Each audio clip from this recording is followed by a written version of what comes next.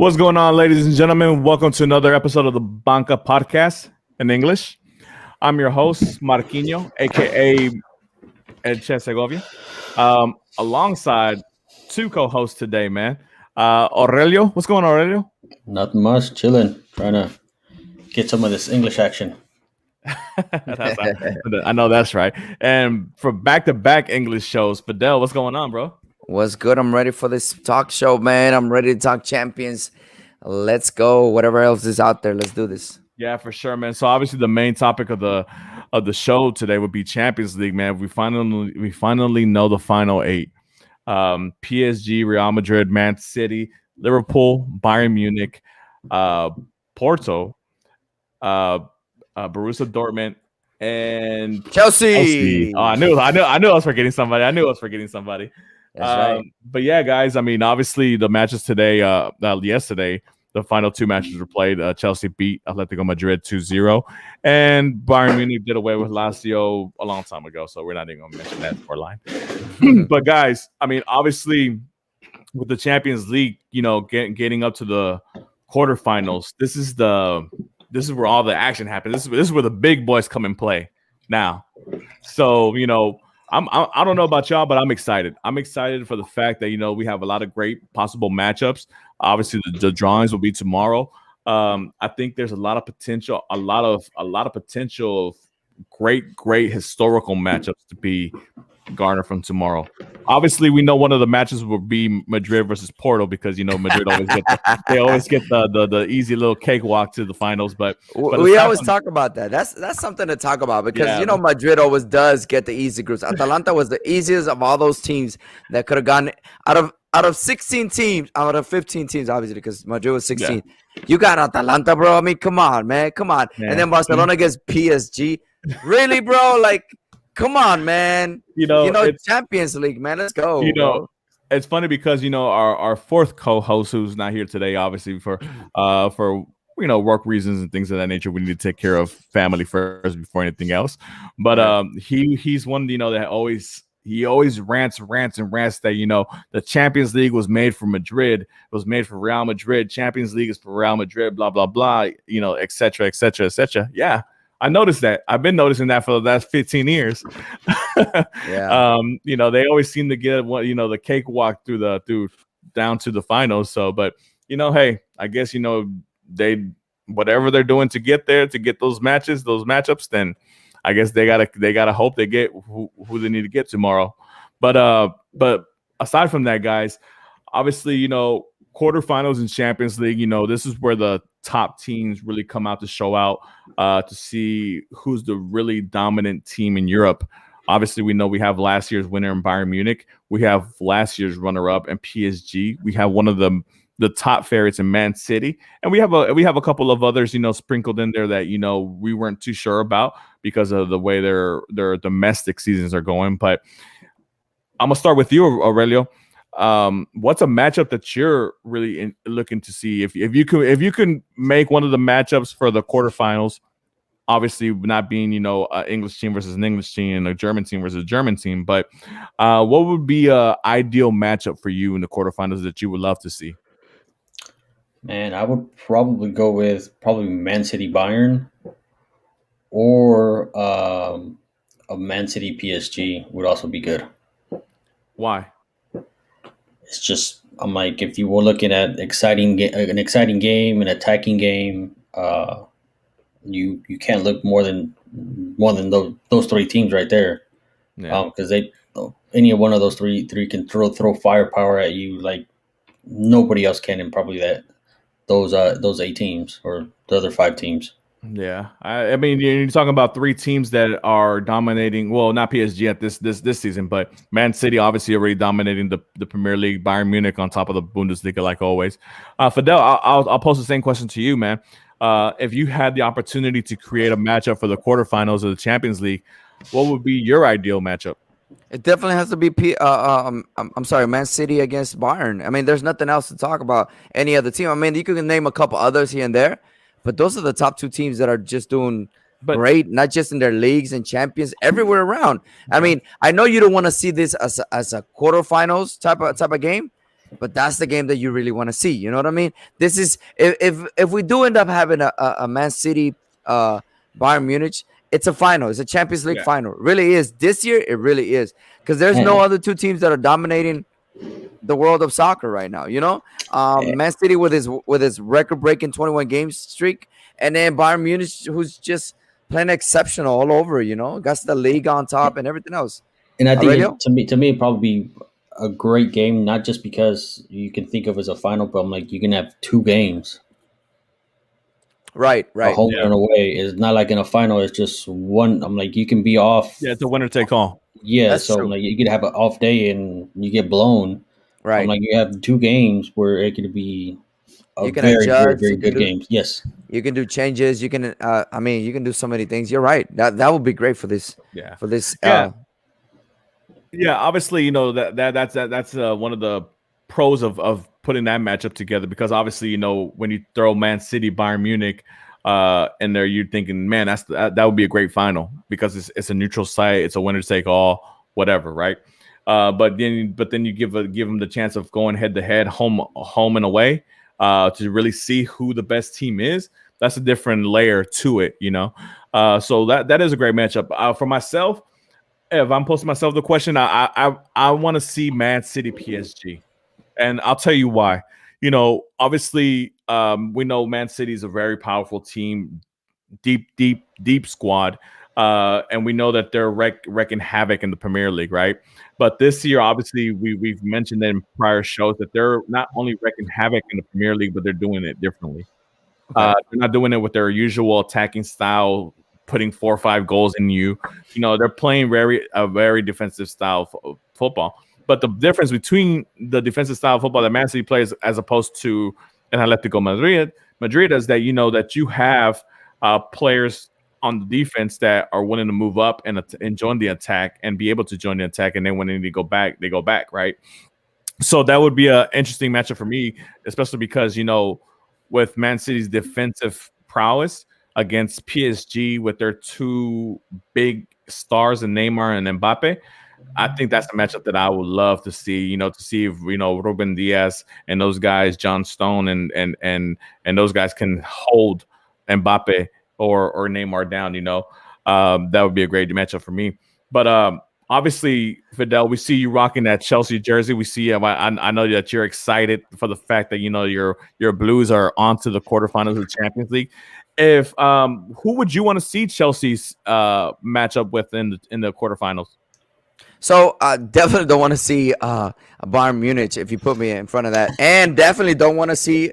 I don't want to see a Dortmund, and let me explain why I don't want to see Dortmund. Because you got a Haaland who's motivated, you got a Dortmund that's just got weapons all around, you got Sancho moving all the way up. So you don't want to see another team like yourself, because let's face it, Chelsea's just picking up some kind of momentum, right? You don't want to see another team just like yourself in this stage, right? You want to see a team like Real Madrid, Porto. You want to see maybe even what's it called? Maybe even PSG. Because I could tell you honest truth, I think Chelsea PSG will be a great matchup, and I wouldn't mind facing PSG instead of facing obviously Man City, or we can't face Man City or Liverpool, right? But instead of facing Bayern Munich, or Borussia, right? I really don't want to face those two teams, because I think those two teams' momentum is just up there. But give me Porto, man. Give me PSG. Give me Real Madrid, please. Ooh. Please give me Real Madrid. Man, I would love to see that, because the show will be on fire with Fidel and Liverpool going back and forth. It's okay. Give me Real Madrid if you choose to. But then again, you said at the beginning of the show, tomorrow we're already claiming it. It's gonna be Porto Real Madrid first round. It is set. I mean, nobody's going to touch that. They know that they're going to give Real Madrid the cakewalk like they always do. It's always happened like that.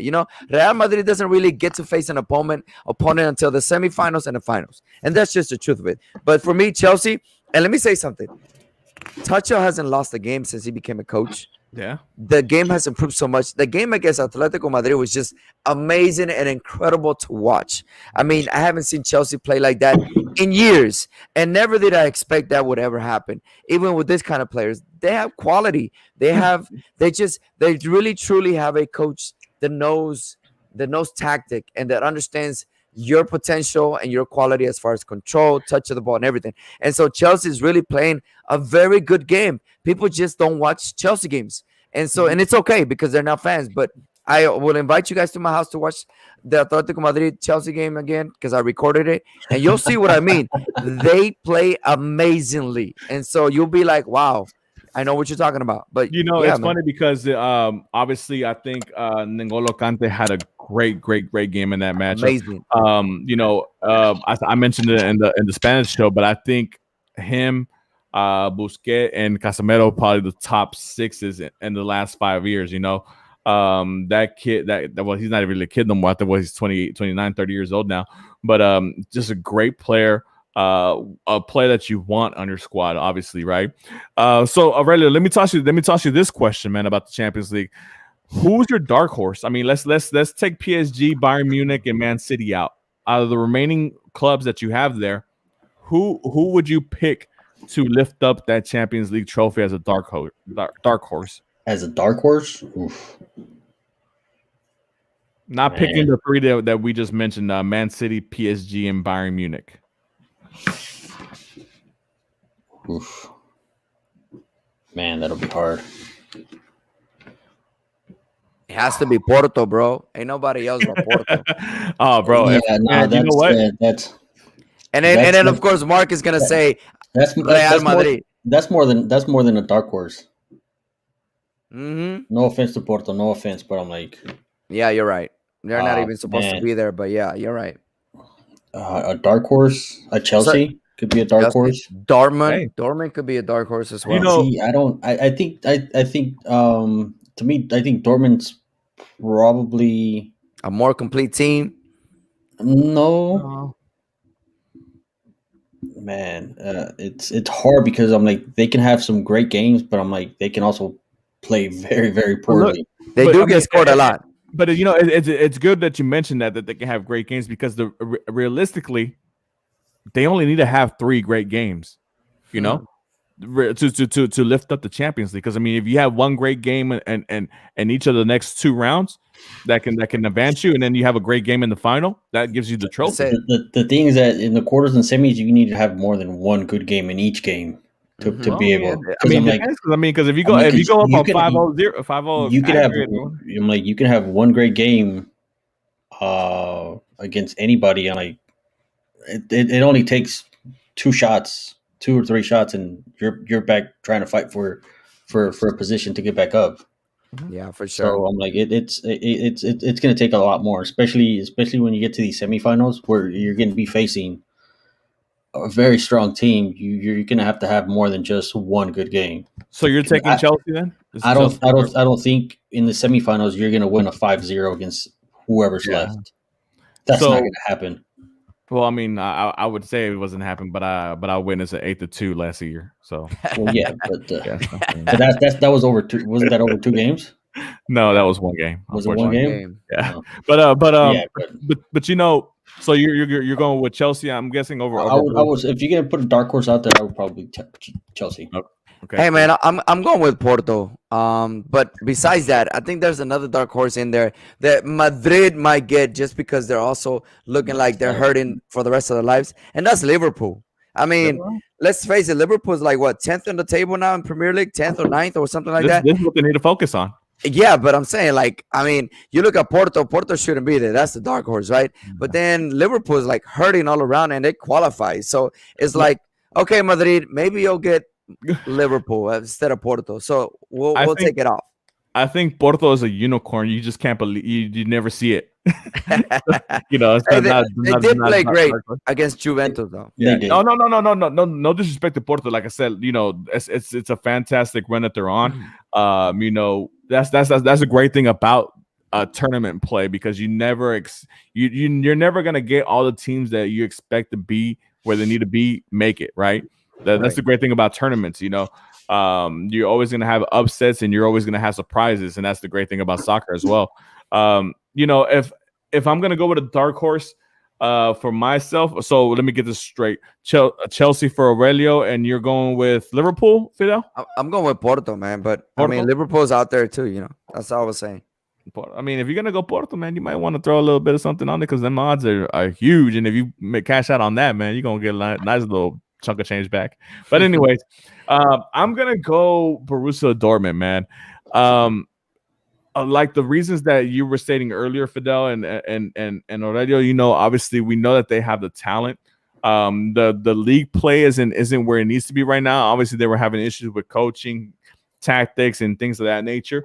But like I said, that's over a long period of time in league play, a couple of months, here and there.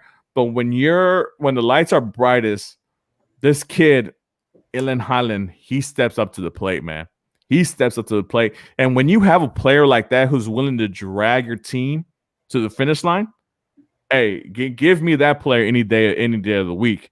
So I'm going to go Borussia Dortmund, man. Obviously, I think that they have the talent to do it. Now, whether or not they're going to have the focus and the ambition to actually achieve it, depending on who they draw tomorrow, I mean, who knows? We'll see. But, yeah, I'm going to go Borussia Dortmund. Fidel's going Porto, and Aurelio's going Chelsea. So we'll see, man. Tomorrow will be interesting. I think the drawing is around 7 a.m. our time, if I'm not mistaken. That's true. I'm a little confused, since we kind of sprung forward with this daylight savings, man. But I'm still kind of woozy. Well, they're putting in a bill that they don't want to do it anymore. So hopefully it happens. Then they shouldn't do it, man. But anyways, obviously we see Fidel rocking the Chelsea jersey. They took down Diego Simeone's Atletico Madrid. Now, the thing with Atletico, the reason why we're pinpointing ourselves with them and making them a full subject on this show is because we, myself included, have high praises for Atletico Madrid, have talked very highly about Atletico Madrid and the season that they're having domestically, obviously, and what they've done in the Champions League up to this point. But the last couple of weeks, maybe even the last couple of months, the last month or so, their form has just fallen. And it's shown. What they used to the big advantage they used to have on top of Barcelona and Madrid in the domestic league, gone basically. Obviously they crashed out in the Champions League, lost to Chelsea 3-0 on aggregate. So my question to you guys, and I'll ask this question to you first, Fidel. If Diego Simeone loses the league title and doesn't do it this year when Barcelona and Madrid and Real Madrid are not at their strongest, do you think it's time for Simeone to move on and Atletico Madrid to move on? Of course it's time, but are they really going to let go of him or is he going to resign? That's the thing, right? Because let's think about this. And I've analyzed this for a while, and I said it in the Spanish show. This is the best years that Atletico has had in forever. If you look at almost a decade since Simeone came into play as a coach, Atletico has been participating in every Champions League every year, And so before that, it was Barcelona, Real Madrid, Sevilla, and even maybe Valencia, right? Mm-hmm. And Atletico was unheard of, right? And now you're coming into Champions League, you're getting money every year, you're competing in the league and finishing, at least third, second, or first. Yeah. So, I mean, this is the best years of Atletico Madrid. So La Liga owes, I mean, the team, Atletico Madrid's, board owes a lot to Simeone. He has a contract till 2024, if I believe so. And he's one of the highest paid coaches in the world. So at the end of the day, you question yourself, well, if we let him go, we're on the risk of not making the champions and not making any more money and going back to our old days. But if we keep, El Cholo, we're going to be fighting for champions. We're going to be fighting for the La Liga, but we might not win it still. We might just be up there, right? So I just think that in truthful, I think Simeone is going to probably end up taking it down himself and quitting on his own. Maybe not this year, but, maybe in the future, right? When he gets sick and tired of his players not going along with his tactics. As far as the president and the board deciding on firing him, I don't think that's in talks right now because he's still got to fight the league, and the league is up for him to grab. So he's 4 points ahead of Barcelona, and he still has to play Barcelona, right? Yeah. And so there's a lot of pressure, man. The game style just needs to change, and I think we talked about this a lot. Suarez, Joao Felix, they're not being exploited the way they should be. They're not being used the way they should be, and they're not getting any help from any midfielders to create any type of options for goals. So at the end of the day, Cholo needs to look on the side, and who knows? I mean, maybe change the style. I don't know. Aurelio, let me ask you this. I guess put yourself in the shoes of a board member or the team president or director or whatever they call the personnel over there. You gave Suarez, I mean, you gave Simeone top goal scorer in the league, who he's joint top scorer, or he's second place right now behind Messi with 18 goals in La Liga. You gave him a young, phenomenal player who many called the future of soccer in Joao Felix. He spent 126 million euros to bring him over. He was Holland before Holland, right? He was all the talk of the town. You have the best goalkeeper, arguably, in the whole world, in Jan Oblak. When you have a squad like that, man, do you think that they're underachieving? I mean, obviously, we know if they win the league at this, all this conversation is null. But if they end up losing and Barcelona or Madrid catches them and they win the title, and obviously they crashed out early in the Copa del Rey, they just crashed out in the Champions League. You given him all this talent. Do you when is enough and you start being more ambitious and start going after silverware? Well, that they should have thought about that before they gave him a contract, because I'm like, his style of play is never going to change, and it hasn't changed. Why you would give him a attractive attacking player as Joao Felix, I don't know why. It just doesn't fit his style. It doesn't fit the way they play. I'm like, now they're questioning if it was even a good decision of him even going there, because it's just not planning out. Whether I would let him go or not, I would think that as of right now, I would probably let him run out of his contract and probably not give him another contract. That would be the correct way to do it, unless there's problems in the dressing room, unless there's problems with him personally or what's going on, which I don't think any of us have heard any of that. So he's not damaging the club in that way. I would probably just let him run up his contract, help him as much as we can while he's there, and then once that's over, just start thinking now of who's going to be next. Yeah. Fidel, I'll ask you this. Do you think there's a lack of ambition at the club? Because, I mean, obviously you stated, they're happy with this is the greatest period of Atletico Madrid's history, right? They've won trophies. Let's not get that mistaken. They've won Europa Leagues. They've won Supercopa de Europa, Supercopa de España, Copa del Rey. They won the league title once. So this is their most successful period of time in their history, right? Do you think that they're satisfied with this at the moment, or do you think is there anybody over there with maybe some ambition that wants to go even further?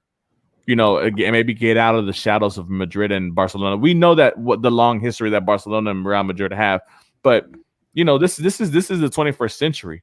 This is a brand new century. The 20th century, that's in the past. All that stuff that happened back then, that's that. This is the new generation.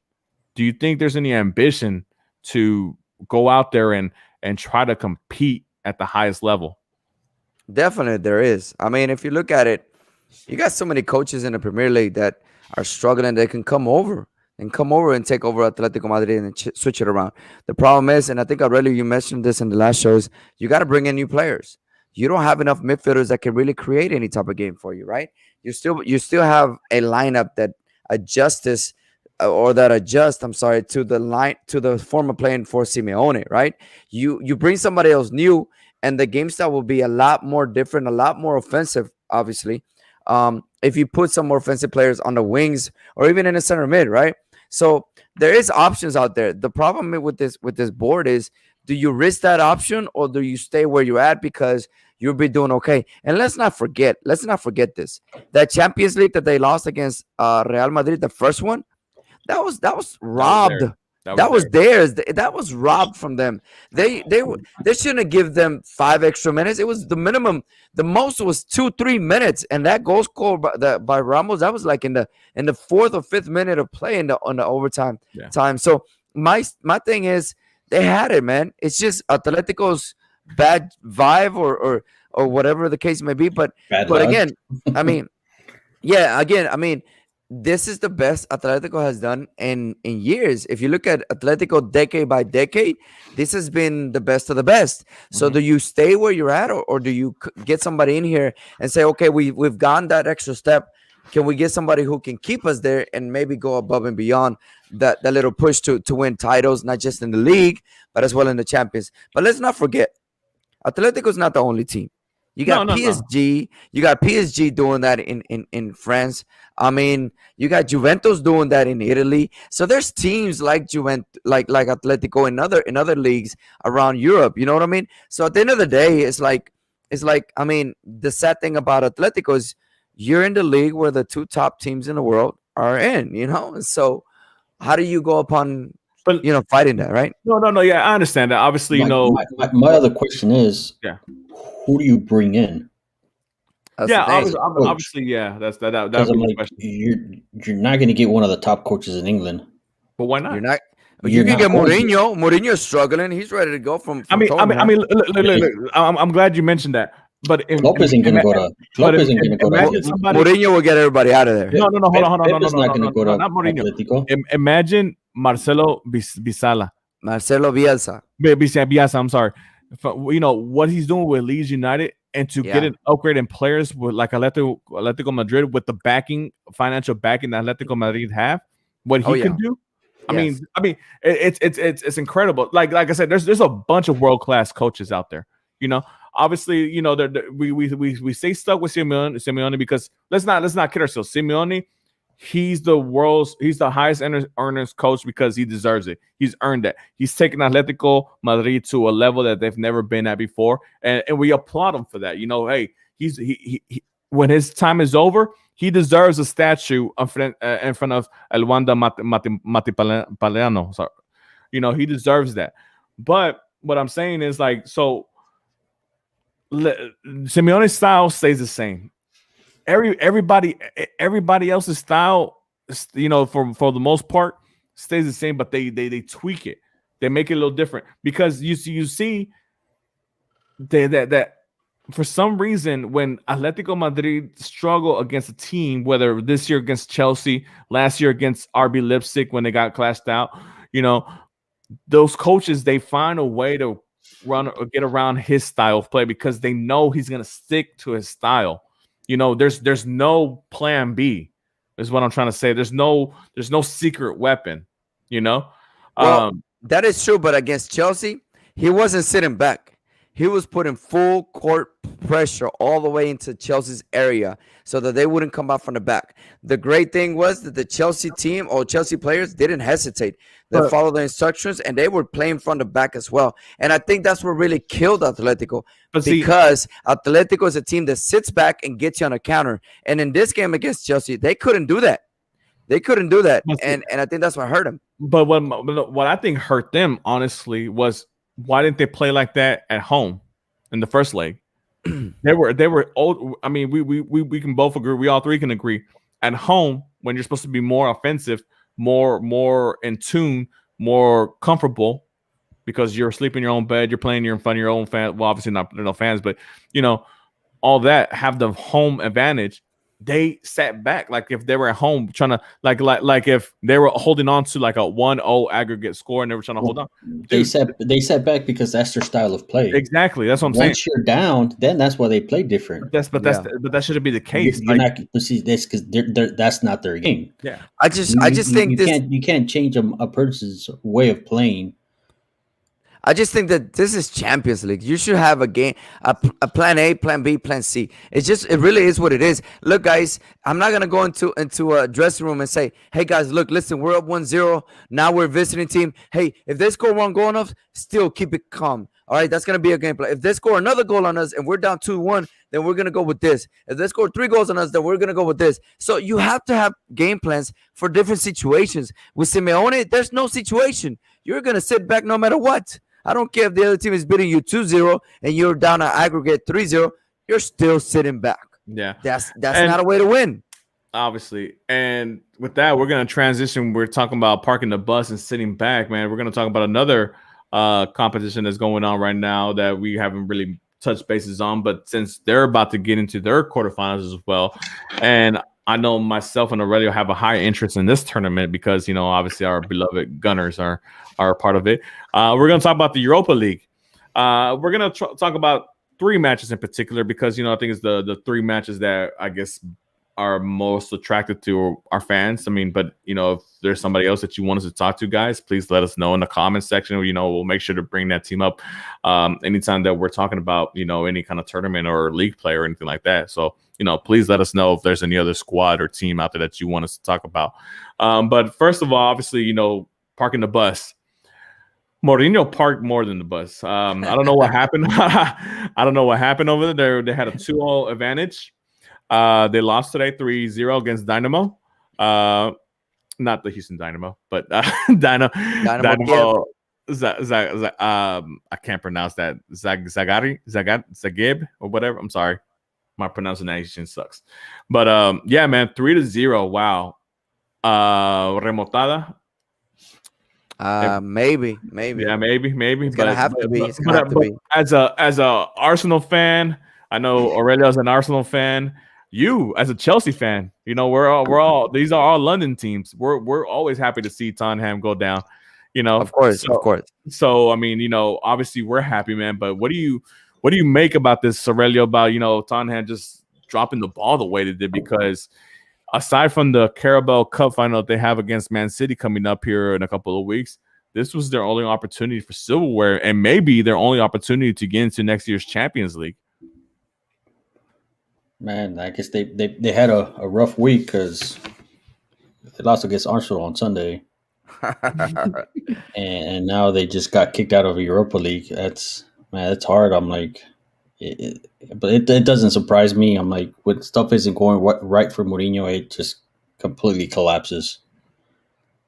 So I agree with you, man. Let me say something. Go ahead, Aurelio. Go ahead. No, go ahead. I just wanted to say, don't you guys always feel like Mourinho does it to himself with his attitude and his personality? It's like every team that he goes to, the players do this to Mourinho so that he can get fired. Honestly, Manchester United, now Tottenham, Real Madrid. I mean, everywhere Mourinho goes and Chelsea. His attitude, and Chelsea, and his attitude comes into play, the players do. I think the players do this on purpose to Mourinho to get him fired because they're fed up with him. They can't stand his craziness, man. And Mourinho's a bright man. Yeah. He's got so much knowledge in soccer, but his attitude, his personality, when you fall into Mourinho's bad side, that's it. It's over.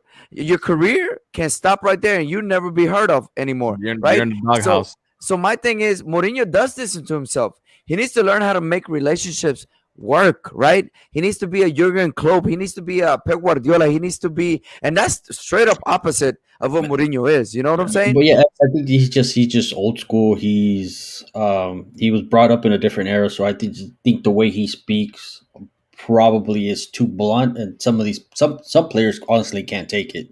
Yeah. Exactly. So that's what I'm thinking. I'm saying that Mourinho does this to himself all the times. And I think the players do this on purpose. I honestly think so. I don't care if it's the professional level. I think professional players do this on purpose to their coaches if they really want to get rid of him. And let me tell you, Tottenham is a pretty good squad. It's a very good squad. Yeah, so at the end of the day, it's if you're not happy, hey man, somebody's got to go, and it's got to be you. The funny thing that you mentioned with that, obviously, like, there's pressures already on the players to compete and to compete at a high level, especially Tottenham being one of those top clubs in the Premier League and in the world, to be honest. You already have the pressures of that, the pressures of trying to succeed, and then to have the pressure of a coach who you can't get along with on top of that, it just makes it a little bit of a tougher task for these players, right?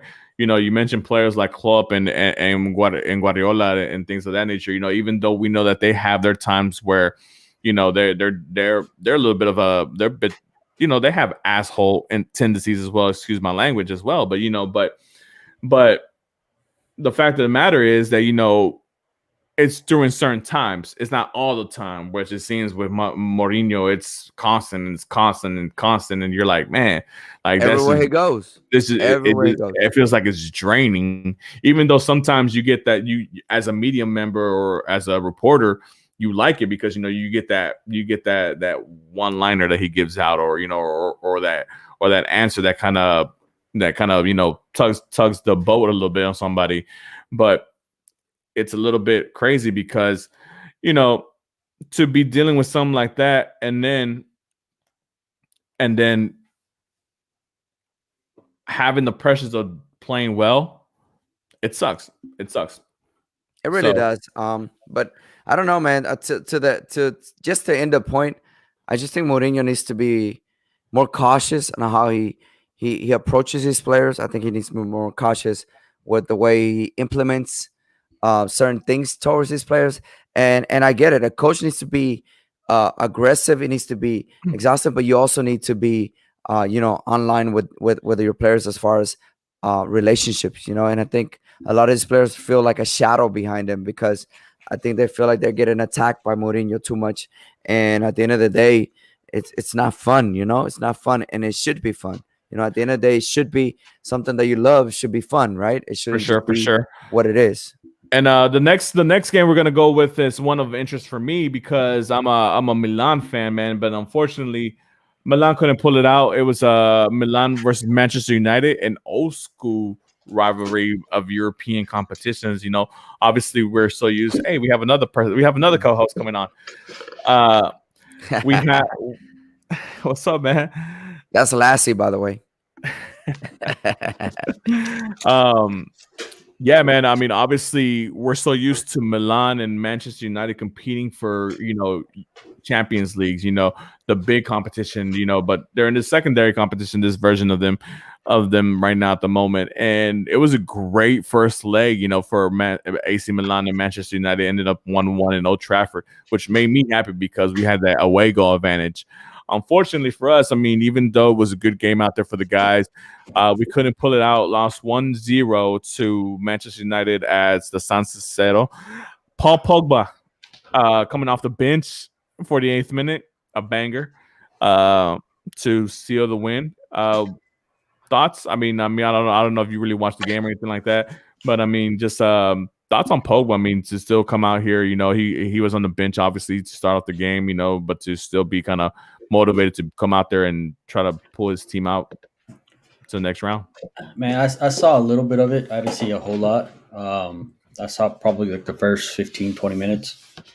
It was going back and forth. Don't get me wrong. It looked like it was going to be a pretty interesting. I thought it was going to be a high scoring game to watch. Yeah, I was at work, so I'm like, I got busy and I had to pause it, and I lost track. And next thing I knew, the game was already over. I didn't see the goal, but I'm like, it looked like it was a very high tempo game. It was they're up and down both sides. But I'm like, it's hard. I'm like, Milan's been struggling for a while, honestly. Yeah, I know they haven't been up there, and Man United is not the same Man U we're accustomed to. Or at least in our age, we're accustomed to them not even being in the Europa League. We should be talking about them in the quarterfinal of the Champions. Yeah. But look at these two teams. I mean, they're facing each other in Europa League right now, but Milan is in first place in Italy, and then Manchester United is in second place in Premier League. So it's like two top teams right now who are really out of sight, out of mind, right? And, well, actually, Man U was in the Champions. They're the ones that got kicked out. Yeah, they were in the group of death with PSG and RB Leipzig. Yeah. Okay, there you go. Yeah, so I mean, go ahead. Sorry. So at the end of the day, you ask about Pogba, right? Come on, man. How many more people are going to underestimate Pogba? I get it. Attitude. I get it. Playing time. I get it. He's not a defensive mid, Manchester United. I don't care who comes in as a coach, and everybody sees Pogba as a big man playing defensive mid. He's not a defensive mid. He's a goal scorer. He's a creator. When are you guys going to get this in your head, man? He's an offensive player. He's not a defensive player. And that's the main reason why Pogba is on the bench, aside from his attitude. So please think about it. This is a man that can make a difference in any game at any time. Yeah, so don't use him in the wrong position. Yeah, but I mean, but I'm not taking Bruno off to put Pogba in. So, but but Bruno But another thing too, I'm like, do you think maybe the Premier League's not meant for Pogba? Maybe it I'm might like, be too. It might be a little bit too physical for him. because I I'm think like it's meant I'm for like him. I because I'm think it's like meant for him. he was there when it first started, and he's never really been the same person that he was at Juventus. No, look, at the end of the day, Pogba's problem is his attitude. Mhm. He wants to say what he's gonna do, how he's gonna do. He's not coachable. He feels Pogba is not entitled. coachable. Exactly. Pogba feels that he's the man for certain things, and that's it. He doesn't feel like whatever you say is soccer. Have you ever? I mean, maybe you guys don't understand the way I do, but I've had players who look at me like, what do you know about soccer? And I'm Oh, yeah. like, my man, you're like a 14, 15-year-old little kid who doesn't understand where I'm coming from. And that's talking about a freshman, sophomore, right? When these kids turn to be 11th, 12th grade, they look at me and they're like, yo, coach, my bad, man. I gave you attitude 2 years ago, but I know exactly what you're talking about now. I know what you want me to do to be at my best. You know what I'm saying? And that's what Papa needs to understand. Whatever team you go to, whatever, because at PSG he was spoiled. Was it Juventus? Was No, it Juventus? Juventus. Juventus, he I mean, was spoiled. Pogba would Juventus. do whatever he wanted. He was a 10. He was all over the field if he wanted to. Here is differently. In Premier League, you definitely need to cover your zone because if not, you're gonna get hit really hard through the spaces in Premier League. That's where I'm going to. Maybe he's that type of player that's not meant for a Premier League team, just because the way the game is played is completely different than it's played everywhere else. And the Premier League, and I agree to what Aurelio's saying. Premier League is a more structured game. Italy, Serie A, you can have a player run freely. As Pogba can be that player running around freely creating, getting back if he needs to or whatever, but he has that opportunity to move around between an 8 and a 10 role, right? But over here he doesn't. I mean, over here, if he's going to be the 6, he has to be the 6, Right. and if he can't, and we know, I mean, or Fidel said it, obviously, just because of his size, he's not that physical type of player. He doesn't play the 6 well. He doesn't, regardless. But that's beside the point. We want to get to we're coming to the end of the show, but we want to talk about one more game, and one more game we highly want to talk about, obviously, and that's the Gunners of Arsenal. Moving on to the quarterfinals of the Europa League. Obviously, we are very highly invested in this tournament, Aurelio. We need to make it to the finals, and we need to lift this cup. Well, we've already been to the finals of this one too, and it didn't go very well. Yeah, no, but this time we need to rewrite the history books, and we need to lift this trophy. Obviously, we had a great weekend winning the North London Derby against Tottenham, and we had a great midweekend, obviously, advancing to the quarterfinals, even though the result wasn't what we wanted. But didn't play very well, but yeah, but that's neither here nor there. But man, obviously, Aurelio, the end result for Arsenal here is Europa Cup or nothing. To be honest, what are your thoughts, and what do you think the chances are for Arsenal to actually lift this cup up and finally get back to Champions League football for next season? Like the possibility is there. I'm like they have I'm not gonna say a great team now, but a decent good team to play in that tournament. I'm like, I don't think last time they were there, I don't think the team was any better or any worse either.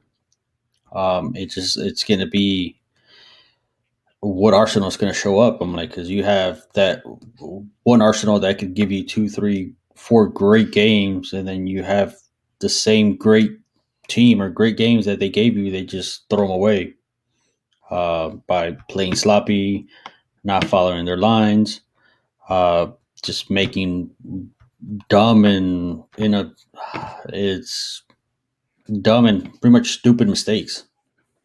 So that could kill them at the end. So Fidel, I'm gonna give you the teams that are going into the quarterfinals, right? And I want you to give me an honest answer. I know you have no bias, even though you're wearing that Chelsea Blues jersey. But Right.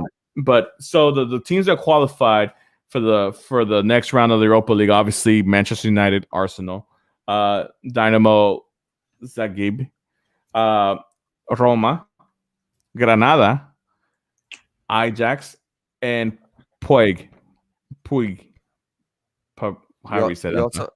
You also Yeah, got Villarreal, right? yeah, Villar. Yeah, that's what my last one was gonna say. They're going in order. So out of those teams, obviously we don't know what who they're gonna face and who's gonna be next to face. Which two teams do you think are the best equipped to make the run to the Europa Cup? I mean, to the Europa Cup. Yo, so I'm not gonna be biased, even though I love Villarreal. Villarreal is actually the second team that I follow in Spain. That's one of my love teams from Spain. But I'm not gonna speak much of it. I mean, if you think about it, this is set for Arsenal and Man United. You do have a team as Ajax who had an amazing squad and who has had amazing squads.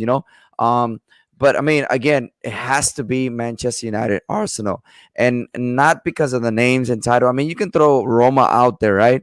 And maybe even Villarreal out there. But at the end of the day, you got to think about this thing.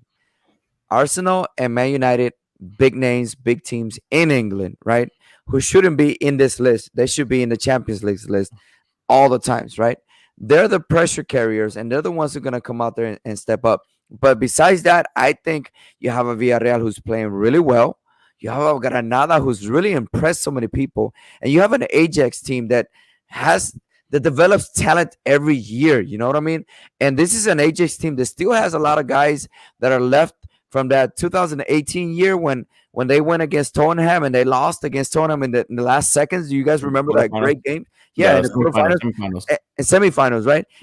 They still have a lot of those players available in that Ajax group that are still playing for Ajax. So at the end of the day, there is competition there. And but I mean, I think Arsenal and Man United are the two teams to get it, man. Like their quote unquote best players kind of did leave after that.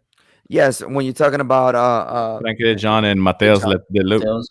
And did Chelsea take one of their midfields? No, and the defender that went Donny Van Beek, Van der Beek and Sergino Dest obviously went to Barcelona. So right. yeah, and I think one of their defenders went to, I don't know if it was Juve or the light. The light. No, that guy, the light was amazing. Oh yeah. And he's still young. He's still so young. So at the end of the day, there's competition, man. And so I wouldn't take it for granted. If I was Arsenal, man, I'll be getting ready for this. Obviously, I think it's a great opportunity for those teams aside from Manchester United and maybe Ajax, because the other teams, Granada, Villarreal, etc., that's a Champions League spot available. Right. I mean, obviously, it's great to lift that cup, but at the end of the day, you get a Champions League qualification. That goes a long way, especially for clubs like those who are mid-table clubs. Obviously, Aurelio, I know, we both of us want to see Arsenal lifting that cup at the end of the day, at the end of this tournament. But do you see them feasibly, getting past Ajax or a Villarreal? I think those. I mean, obviously, I don't think we're going to see Man United until the semifinals, if that has to be the case, depending on the who advances or whatever, or maybe even to the finals if they're if there's still other clubs from other countries available. But what do you think are the opportunities for Arsenal to get past a Villarreal or Ajax, who I think are probably the two other heavy favorites to win this tournament? I think they have a very good chance. I'm like, I haven't followed either one of those very well, but man, seeing Arsenal play, I'm like I said, I'm like, it also, at the end of the day, it's going to depend which Arsenal team's going to show up. I'm like, because they can come in and just play lights out, like you've probably never seen them before, and then they could probably just win 1-0, and then with that confidence, you're like, oh, they'll finish it off at home or whatever, and they come home and they'll lose 3-1. So inconsistent, huh? Yeah. Very inconsistent. Yes, I'm like the whole season you'd be able to see. I'm like, they started pretty decently, and all of a sudden they went on like a 10-game losing streak or couldn't win. It was like 6 losses and 4 ties or something like that. Yeah. It's a big difference what Martin Odegaard has brought to Arsenal. Obviously, he didn't play today in the match, but he played. Did he? Yeah, he didn't start. He didn't start. Yeah, the uniqueness that he brought to finally have a bona fide number 10. I mean, Emile Smith-Rowe did a great job during the time he was there, but he's still young, 20 years old. Martin Odegaard, he's young too, but he's had a lot more experience in European competitions. So it's great to see a player like that who hopefully can take us over the hump. But guys, obviously obviously we kind of gone a little past what we normally do on the English show. It's when you're talking Champions League and when you're getting closer to the finals of these competitions, especially Europa League, you got a lot more that you want to talk about and a lot more scenarios that you want to throw out there and mention. But guys, we appreciate the fact that you're with us this late. I know sometimes, going back-to-back shows can be a little tardy, and a little bit late for a couple of us. I know some of us, we wake up early, including myself. And but regardless, thanks guys for the support. For those who are going to watch later on, please give us a like, give us a follow, subscribe if you haven't subscribed already. Please mention us to your friends, buddies, all your soccer pals. We love to talk soccer. We want to be active with y'all. Leave us comments on the comment section of whatever video. If there's teams that you want to talk about that we don't mention as much, because obviously there's other teams that we talk about a little bit more than others, let us know. We'll mention them. But other than that, guys, do you have anything else you want to throw before we go? I do. I want to say, Haaland, we're waiting you at Chelsea. The wallet is open for whatever it is you want. Tuchel knows you very well, so just come over to the Blues and you'll be successful for future years to come. Thank you. That's going to be very, very expensive buy.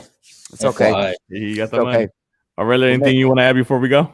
Not much. Just like you said it. I'm like, just watch the show, subscribe, like, tell your friends, tell your buddies. Show some love. Get your parents' account and just start following us, man. We really appreciate it. All right, guys. Well, with that being said, thank you very much for joining us. And hey, love for all. And little man, we miss you.